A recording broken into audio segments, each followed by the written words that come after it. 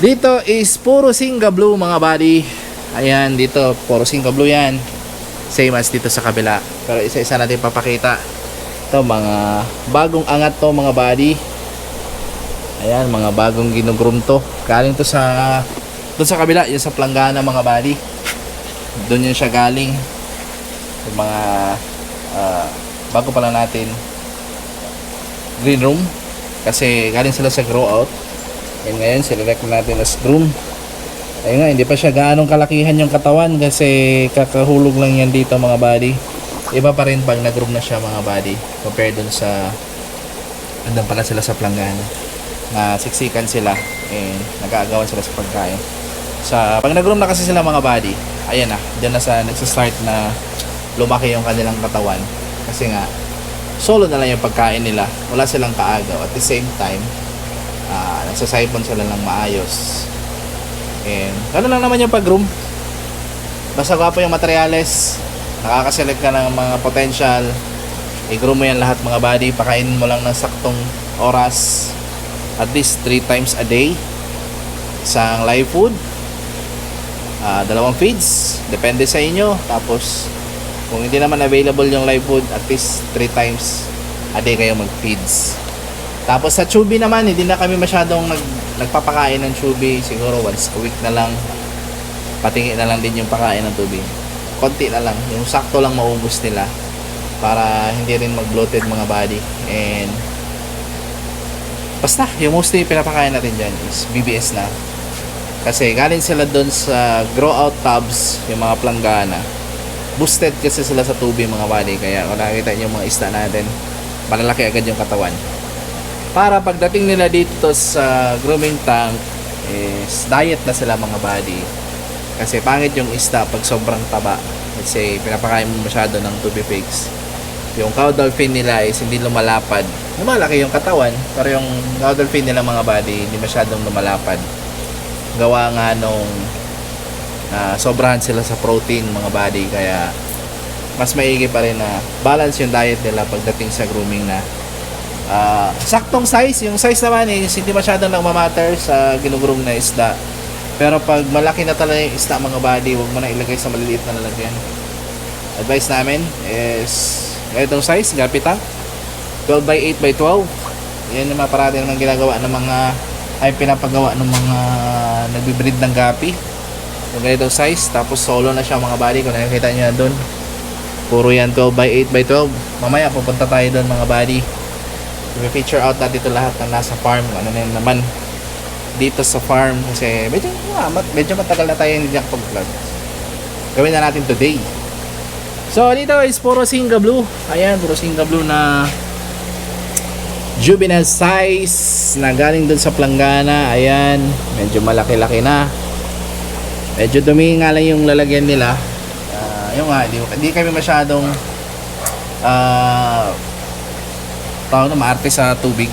As long as malinis yung tubig mga body, yung lalagyan, walang problema yan kahit may lumot yan. Kuskusin lang natin yung harap dapat para makita natin yung isda, of course. Kasi pag ganitong malumot talaga, tulad niya malumot, hindi natin na-appreciate yung isda. Hindi natin nakikita kung ano na yung status ng isda. Mas maigi na kuskusin natin yung harap kahit foam lang para malinis siyang tignan. Ayun, balik tayo. Ayan, Singa Blue din. Puro Singa Blue na kasi ito mga body yung nandito. Juvenile size. Ayan, kung mag-breed kasi tayo ng isda mga body, paramihan talaga. Kasi mas breeding talaga. Kaya marami tayo na produce na mga male. Especially feeder. Sobrang dami mga body. Ayan, puro Singa Blue. Ayan, ganda oh. Pero hindi pa ito malaro sa 3MB kasi hindi pa naman gaano kalapot yung buka yung caudal niya. Yung Singa kasi late din mabubuka yung caudal, mahaba lang muna bago bumubuka. Ayan, dito puro Singa Blue na to, mga juvenile size. Ayan, yung iba walang laman. Most days meron na talaga. Ayan, dito mga Singa Blue. Of course, before tayo mag-proceed dyan, punta muna tayo sa mga tubs. Tignan natin yung mga tabs mga body. Ito yung setup natin sa show. Ayan, mga tanks for show. Dito yung mga adults. mga open category. Dito naman yung juvenile natin sila set up. And may compressor yan na tinatanggal lang natin, LP100. Tapos nilalagyan natin ng cordon dyan para hindi makapasok yung mga participants. And dito na spaces mga participants na dito, mga nanonood sa show and sumasali. Dito tayo mga buddy. So dito yung mga breeders natin ng P-Dirt. Ayan o, napakadami nito mga buddy. And I think kailangan natin ito i-reset tong lalagyan kasi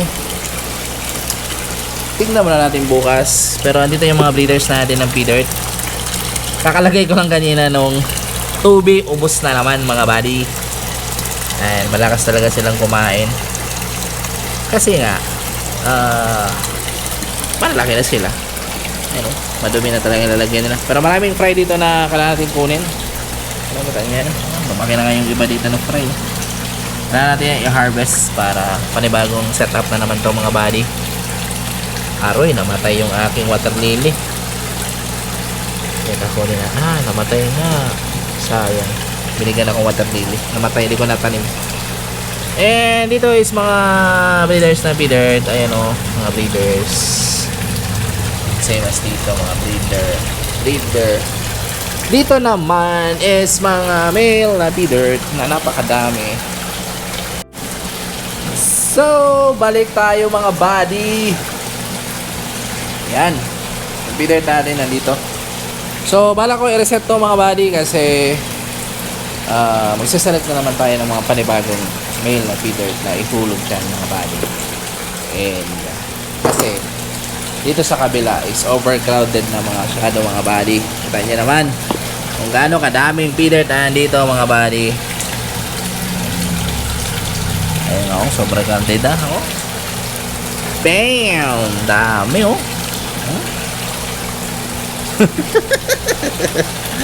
Sobrang daming P-Dirt mga buddy.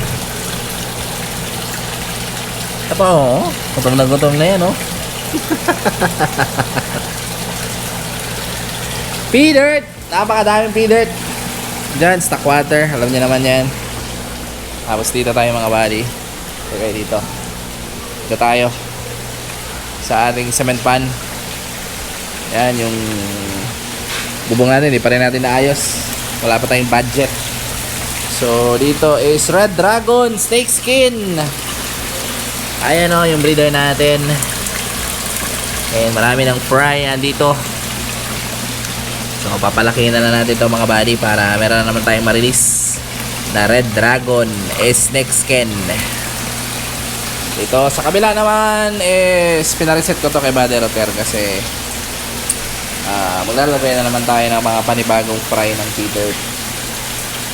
Alam kong kukulangin ang 3 tubs para sa fry ng P-Dirt kasi nga nagmasperit tayo dun, nagmasperit din tayo dito sa kabila. For sure kukulangin yan mga buddy. So dito tayo, punta tayo dito mga buddy. Dito is full gold. Ayan, marami na yung full gold dito na maraming fry. Ayan o, nasa loob yung mga fry ng full gold. Ayan, sa mga naghahanap ng full gold, meron tayong available dito. Full gold na ribbon. Full gold na ribbon mga buddy. Yung mga female ribbon. Dito mga fry ng P-Dirt. As usual, wala na naman silang 2B.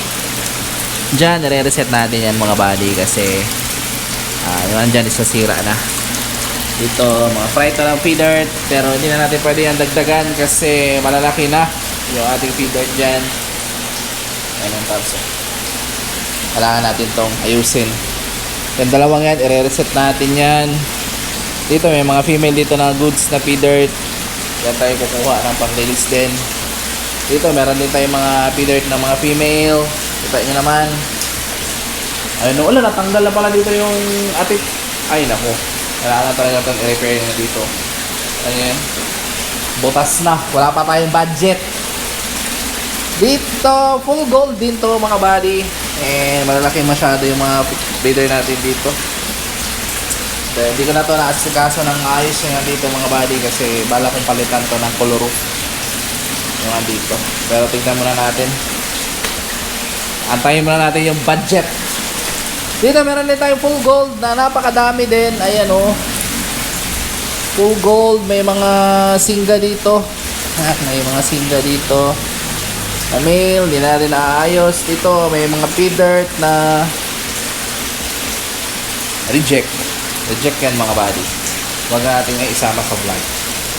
Basta, yung tab dito is ay, ako. Daming aayusin dito sa tab. Kaya stay put na kayo mga buddy kasi marami tayong ganap sa mga susunod na araw. Kaya for the meantime, ito lang muna. Ayusin lang muna natin tong mga andito. Tapos balik tayo dun sa tank. Dito tayo mga buddy. Ito pinakita ko na to. Dito na naman tayo sa mga black box. Ayan, pailawin natin. Diyan mga project ni body rotor na hindi ko alam kung ano yung pinalalagay niya dyan. Same as dito. Hindi ko alam ano mga nilagay ni body rotor dyan. Basta meron akong nilagay dito na mga female na P-dirt. Nandito. Ayan, mga pang-release natin na female. P-dirt na female. P-dirt na female. P-dirt na female. P-dirt na female. P-dirt na female. P-dirt na female. And P-dirt na female. So, isa 1, 2, 3, 4, 5, 6, 7 na black box na puro female na P-dirt mga buddy. Kasi yung male natin na sobrang dami, kailangan niya ng pang-pares para pang-release sa ating mga buyer mga buddy. And dito tayo sa tank. Ito naman tayo. May mga ginugrum tayo dito na isda. Singa na adult. Hindi ko lang makita yung iba kasi ito adult din to. Ayan. Open category. Ayan, nasira. Ito din nasinga. Puro nasira. Gawin na natin breeder. Walang problema kahit wala tayong panglaro. Basta meron tayong pang breed. Yan yung importante sa farm. Meron mga HB White dito. Yan, mga HB White. Ito, mga yung iba dito, nasira din. Yan, kailangan natin ito palitan mga body. May mga kasunod naman to na binibreed. Pero yung nga, maliliit pa. Kailangan natin i-grow out pa bago tayo mag-select na mga panibagong i-groom. Pero hindi natin ito pinagtatapon mga body kasi gawin natin yung breeder. Especially nandito mga body. Ayan. Nasira yung kanyang caudal fin. Nag-fold yung taas. Pero yung itsura niya mga body is malaki talaga. Yung dorsal tsaka caudal fin. Yun lang, nasira. Kaya hindi natin masali sa show. Yan, puro HB White yan. Meron tayo ditong ginugrom. Hindi naman lahat talaga nasira. May mga mangilan-ngilan pang pwede malaro. Ang puti, di ba? Hindi yan pastil. HB White yan mga buddy. Dito meron tayong round tail na Endler. Ayan, mga round tail na hindi ko alam kung short body pero alam ko lumalaki pa to.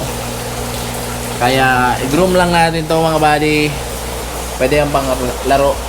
Ang ID niyan is half metal round tail. Half metal round tail yan mga buddy. Dito ABT pero di ABT yung laman. Top sword to mga buddy. Ito naman double sword red lace. Yung sinabi ko kanina na meron tayong ginugroom na mga double sword. Andito yan mga buddy. Ayan, top sword. Napakatulis. Same as dito, mga groomable. Ito double sword red lace. Ayan, malumot nga lang yung harap. Kailangan natin kuskusin to mga buddy. Pero for the meantime, huwag na natin kuskusin para hindi makita kung ano yung ginugroom. Nakatago. Sikreto yan mga buddy. Ito dito double sword. Pero kita nyo naman parang purple siya na I don't know, hindi ko alam yung ID. Basta meron tayo ditong bluegrass. Ayan o, bluegrass. Ay! Real grade yan mga buddy. Pwede natin yung i-breed. Ano? Kailangan niya ng outcross kasi hindi na siya delta masyado mga buddy. Pero yung perch niya as bluegrass, andyan pa. Oh, kita niyo yan. Kulang sa outcross. Harapan natin yan ng female para mabreed natin ulit. The rest, wala nang laman kasi yung balak natin dito is ibenta lahat ng tank na maliliit. Papalitan natin ng malalaki katulad dito mga buddy. Pero pinag-iisipan ko pa kung paano to i-release kasi sobrang dami nito mga buddy, 480 pieces. And ayun nga, pag nabenta ko to dapat madamihan talaga yung kukuha para isang bentahan na lahat. Kaya magsa-set up tayo ng mga panibagong tanks na medyo malaki kasi yung balak namin is less hassle mga buddy. Although okay naman to mga buddy, walang problema, pero yung nga kukulangin tayo sa tank for adult kasi yung mga ganitong tanks is good for 3 months below lang mga buddy. Kung umabot man to ng 4 months is advice na kailangan tayo ilipat sa malaking tank. Kaya kung gusto niya mag-avail ng tank, kung nandito lang kayo sa Davao, walang problema, pwede natin yan i-deliver sa inyo kung malapit lang. Yung benta ko nito 60 pesos yung isa, total of 480 tanks. Mga gusto mag-avail, kayo na mag-multiply nyan. 60 pesos yung isa, 480 pieces. Yan lahat mga buddy. Tanks na nga, hindi kasama yung accessory kasi meron pa tayong bagong ilalagay dyan ng mga mas malaki yung size. And I think yun lang. Wala naman masyadong special dito sa farm ngayon. May mga isda tayong mga paparating, mga bagong strain, pero hindi ko muna i-reveal. Yung iba is dumating na nga, yung kanina yung mga half moon, yun lang muna yung i-reveal natin. Pero alam ko mayroong mga darating na isda this month. Hindi ko lang alam kung ilan lahat yun, pero may mga nag-order tayo na isda for upgrade dito sa farm. Hindi upgrade sa gamit, upgrade sa isda. Mostly is mga pang fast moving natin, and yung iba naman is for show. So yan yung mga trophy natin, no? Wala nang nadagdag. And gusto niyo ng trophy, bibigyan ko kayo ng trophy. Ayun, no? May mga bakante tayong trophy dyan sa mga gusto. PM niya ako, bibigay ko sa inyo yan. Gusto niyo agad champion, meron tayong champion dito. Ayun, no? Champion, first place, second. Gusto niya naman instant trophy, bigay ko yan sa inyo. Wala lang tayong paggagamitan yan. Meron tayong mga trophy dito na ayan, mga nakuha natin sa show. Ano, konti na lang, hindi kasi tayo masyadong naglalagay ng trophy. Yung mga international trophy natin nandun lang sa taas. Yung mga local trophies is yan, nilalagay. Hindi ko naman inalagaan. Basta, kung may tanong sa atin kung nanalo na ba tayo sa show, nag-champion na ba tayo, wala pa. Sabihin natin wala pa para hindi sila magka-interest. Wala pa tayong champion sa show. Yung trophy, display lang yan. So, I think yun lang. Wala namang masyadong special. Ganun lang. Same pa rin, same routine. Pakain, breed, groom. Breed, groom, pakain. Ganun lang yung routine dito sa farm. Tapos ayan yung compressor natin. Kailangan natin linisan yun. Kasi yung iba dito is mahina na yung buga. Kailangan natin i-maintenance yan. At least once a month yung paglilinis ng ating compressor. 4 na LP100. May isa doon, 5. Isa doon sa taas, and isa. 7 lahat mga buddy. Kaya magastos masyado sa kuryente. Yan naman, pinasok natin. Napa-farm tayo kaya wala tayong choice. Pwede mag-upgrade and maggamit ng mga equipment na kailangan natin dito sa farm. So, yun lang mga buddy. I hope nag-enjoy kayo sa ating video. And ayun nga, kung naghahanap kayo ng ating FB page, meron natin bagong gawa. FB account, yung Only Guppies Farm. Doon na lang kayo mag-follow mga buddy. And don't forget to like, share, and subscribe dito sa ating YouTube channel. Ayun pa nga, yung sinasabi ko sa inyo, mag-follow kayo, mag-subscribe kayo dito sa ating YouTube channel. Mag-comment kayo dyan sa baba para meron kayong chance manalo ng 1 pair na HB Red Cowley or P-Dirt. Depende sa atin kung ano yung ipapa-raffle natin. Hindi naman siya raffle. Masasalit tayo ng dalawa na maswerteng mananalo ng ating pair na isda. Number 1 dyan, yung pinakaunang mag-comment dito sa ating video. And consistent yan mga buddy dapat para may chance ka manalo ng isda. Yung isa naman is magseselect ako ng mga pinakamaganda mag-comment dito sa ating video mga buddy. Bash man yan or good, kayong bahala. Basta maganda, nagagandahan ako sa comment, panigurado mananalo kayo ng isda. Yun lang mga buddy, bye, fish out, rock!